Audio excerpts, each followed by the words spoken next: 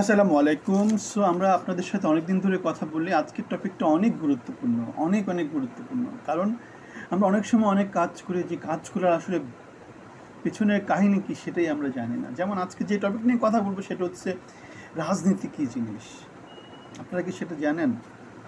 প্রথমে তাহলে এই আনসারটা দিই, রাজনীতি কী জিনিস। রাজনীতি হচ্ছে আগেকার দিনে গণতন্ত্র আসার আগ পর্যন্ত, মানে আমাদের আব্রাহাম লিঙ্কন তো গণতন্ত্রের প্রবর্তক আমেরিকাতে। আব্রাহাম লিঙ্কন গেটিসবার্গ যে ঘোষণাপত্র সেটা দিয়ে আমেরিকাতে গণতন্ত্রের চর্চা শুরু করেন এবং সেটা সারা পৃথিবীতে পরবর্তীতে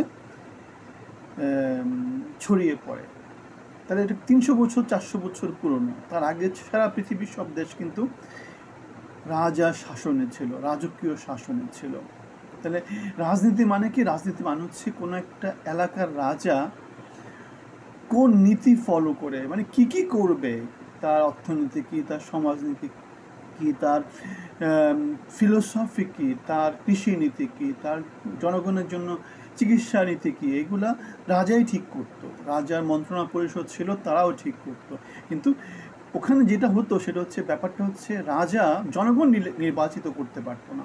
রাজা মন্ত্রী পরিষদ নির্বাচিত করতো, রাজাই কি করতো, রাজাই জনগণের কি কি সুবিধা সেগুলো নিশ্চিত।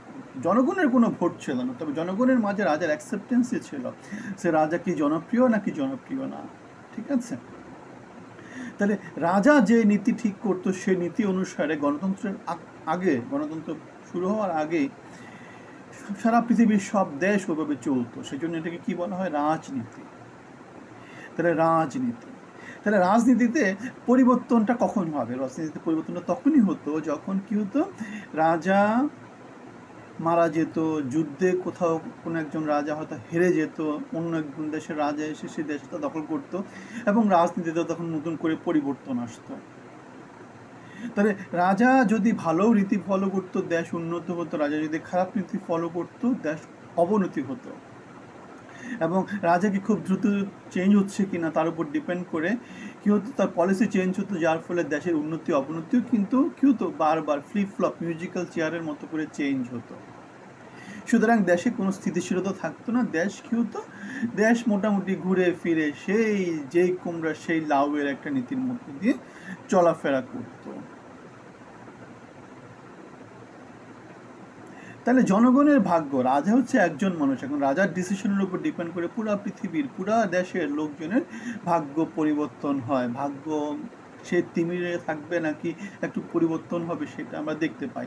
তাহলে সিঙ্গাপুরের লি কুয়ান ইউ, তিনি গণতান্ত্রিক নেতা কিন্তু সিঙ্গাপুরকে পরিবর্তন করে দিয়েছেন। মালয়েশিয়ার মাহাথির মোহাম্মদ পরিবর্তন করে দিয়েছেন। একই রকম করে আমেরিকাতে যে ফাউন্ডিং ফাদাররা, তারা আমেরিকার ভাগ্য পরিবর্তন করে দিয়েছেন।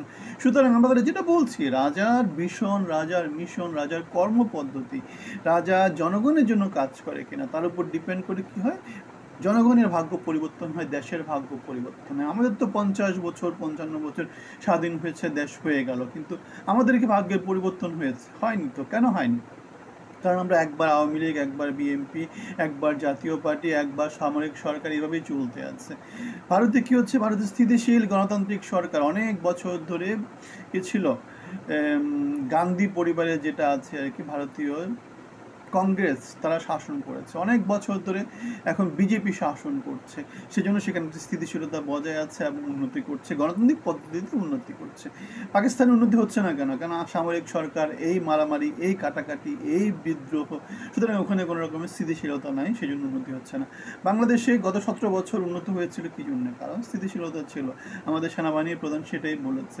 এরশাদের সময় উন্নতি হয়েছিল কেন? স্থিতিশীলতা 10 বছর ছিল, সেজন্য উন্নত হয়েছে। অথবা গণতান্ত্রিক প্রক্রিয়াতে আমাদের যে 15 বছর ছিলাম সেখানে আমরা একটু এগিয়েছি কেন? কারণ সেখানে জনগণের সরকার ছিল, জনগণের ভোটই নির্ধারিত হতো, জনগণ খুশি হলে তাকে ভোট দিত, নয়তো ভোট দিত না, যার ফলে একটা গণতান্ত্রিক চর্চা ছিল। তাহলে আমরা এখানে অনেক কিছু বলেছি যে রাজনীতি জিনিসটা কি, রাজনীতিতে স্থিতিশীলতা কেন গুরুত্বপূর্ণ, কয়েকটা উদাহরণ দিয়েছি। রাজা চাইলে কি করতে পারে সেটার কথাও বলেছি।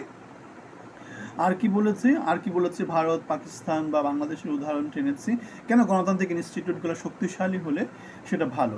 এখন পরবর্তীতে আমরা যে কথাটা বলবো সেটা হচ্ছে তাহলে দেশের জন্য ভালো করতে হলে যেটা হচ্ছে যে সরকার খুব দ্রুত পরিবর্তন হয়ে যাচ্ছে, কখনো বিএনপি আসছে, কখনো আওয়ামী লীগ আসছে, কখনো জামাত আসছে, যার ফলে তিনজনের যেহেতু পলিসি ডিফারেন্ট, তারা কী করবে, তারা তাদের মতো করে বারবার কী করবে, পলিসি চেঞ্জ করবে, এবং তাহলে কী হবে, দেশের কোনো কিছুতে কোনো ঠিক থাকবে না। যেমন আওয়ামী লীগ সরকার 17 বছর থাকার পর এখন ইউনূস সরকার আসছে এবং দেখা যাচ্ছে যে আমাদের অর্থনীতি একেবারে ধসে গেছে। ভালো ভালো ইন্ডাস্ট্রিয়াল পার্সন যারা আছে তারা একেবারে দেশ ছেড়ে পালিয়েছে, এমন একটা ব্যাপার।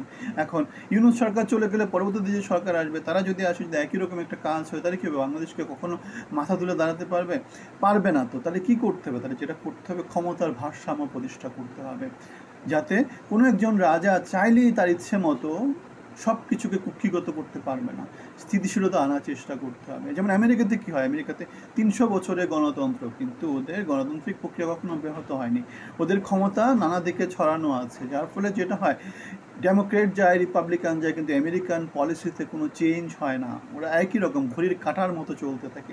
একই দিন নির্বাচন হয়, একই দিনে কী হয়, সরকার শপথ নেয়, ওদের সব কিছু ঘড়ির মতো করে চলতে থাকে। সুতরাং ওখানে সরকার পরিবর্তন হলো কি না হলো তাতে তার কিছু যায় আসে না, লোকজনের কোনো কিছুতে যায় আসে না, লোকজনের ব্যবসা বাণিজ্যের কোথাও কোনো কিছু পরিবর্তন হয় না, কেননা ক্ষমতা সরকার চাইলে সে বিশাল পরিবর্তন করতে পারবে না, ছোটোখাটো পরিবর্তন করতে পারবে, কিন্তু তাকে চেক করার জন্য অন্য কেউ দাঁড়িয়ে আছে যে তুমি ঠিক করছো না, তুমি তোমার কাজটা ঠিক করে ফেলো, তোমার কাজটা পরিবর্তন করো, তোমার পলিসির পরিবর্তন করো। আমরা দেখতে পাচ্ছি ডোনাল্ড ট্রাম্পকে মার্কিন যেই ফেডারেল জাজরা আছে অথবা অঙ্গরাজ্যে যে জাজরা আছে, তারা কি করছে, নানাভাবে তার কাজে বাধা দিচ্ছে এবং তাকে বলছে, না ট্রাম্প তুমি ঠিক করছো না, তুমি ঠিক কাজ করো। একই রকম আমরা দেখতে পাই জাপানের ক্ষেত্রে, একই রকম আমরা দেখতে পাই পৃথিবীর উন্নত গণতান্ত্রিক দেশগুলোর ক্ষেত্রে, যেমন ইংল্যান্ডের কথা বলতে পারি, ইউরোপের কথা বলতে পারি। সুতরাং বাংলাদেশের ক্ষেত্রে আমরা যেটা করতে পারি, সেটা কি করতে পারি, আমাদের গণতান্ত্রিক ইনস্টিটিউটগুলোকে শক্তিশালী করতে পারি, যাতে কি হয়, আওয়ামী লীগ গিয়ে বিএনপি আসলো, বিএনপি গিয়ে জামাত আসলো, জামাত গিয়ে গণ অধিকার পরিষদ আসলো, যেই আসুক না কেন তাদের ক্ষমতা খুব অল্প হবে, তারা যাতে কি করতে পারে না, বাংলাদেশের একদম আপসাইড ডাউন, মনে করেন যে 0 থেকে 100, 100 থেকে 0, একেবারে মানে এমন যেটাকে বলে আর কি সুইং যেটা না করে, একেবারে মনে করেন যে চেঞ্জ হয়ে গেল, যেটাকে বলে বিপ্লব টাইপের, যেটাকে বলে বিদ্রোহ টাইপের কোনো কিছু। বিপ্লব এবং বিদ্রোহ জিনিসটা ভালো না, জিনিসটা মোটেই ভালো না, স্থিতিশীলতা ভালো। সেই জন্যই আমরা দেখতে পাই ভারত উন্নত করছে, কিন্তু পাকিস্তান দিন দিন কী হচ্ছে, সেই রসাতলে যাচ্ছে। ভারত উন্নত করছে, বাংলাদেশ কোথায় যাচ্ছে, রসাতলে যাচ্ছে। ঠিক আছে, বাংলাদেশের গত 17 বছর স্থিতিশীলতা ছিল, বাংলাদেশ সেই জন্য মোটামুটি একটু উন্নতির পথেও হাঁটছিল। সুতরাং আমরা তাহলে বললাম, রাজনীতি কী, রাজনীতি কারা করা উচিত, পরিবর্তন ভালো নাকি খারাপ, কেন ক্ষমতার ভারসাম্য অতি জরুরি। সো আমরা আপনাদের জন্য সচেতনমূলক অনেক ভিডিও করে থাকি। আমরা মানবিক বাংলাদেশ, জনগণের বাংলাদেশ, এই ব্যানারে বাংলাদেশের জন্য অনেক কথা বলি, এবং এই কথা বলতে গিয়ে আমরা 17 বছর হাসিনা সরকারের বিরুদ্ধে কথা বলছি, এখন ইউনূস সরকারের বিরুদ্ধেও কথা বলছি, এবং এই কথা বলতে গিয়ে আমরা যেটা করেছি, 5 বছর আগে চাকরি হারিয়েছিলাম, ফ্যাসিস্টের আমলে 5 বছর আগে চাকরি হারিয়েছিলাম, যার ফলে আমরা কি করছি, এখন পূর্ণকালীন রাজনীতি নিয়ে আছে, পূর্ণকালীন জনগণ নিয়ে আছে, না অন্য কোনো কাজ আমরা এখন করছি না। আপনারা চাইলে আমাদের ব্যানারে যুক্ত হতে পারেন। আমরা এখন পরিপূর্ণ একজন পলিটিশিয়ান, ঠিক আছে, আমরা পলিটিক্স নিয়েই কথা বলি, পলিটিক্স নিয়েই আমরা আছি। যারা আমাকে ফলো করেন তারা তো ফলো করেননি, তারা জানে না, যারা ফলো করেন না তাদের কাছে অনুরোধ থাকবে আমার সাথে থাকার জন্য, আমাদের সাথে থাকার জন্য, যাতে আমাদের সাথে থাকলে বাংলাদেশ এগিয়ে যাবে। কেন বাংলাদেশ নিয়ে কথা বলি, জনমানুষ নিয়ে কথা বলি, আপনাকে নিয়ে কথা বলি, আপনাদেরকে নিয়ে কথা বলি, আমাকে নিয়ে কথা বলি, আমাদেরকে নিয়ে কথা বলি। ভালো থাকবেন, ধন্যবাদ।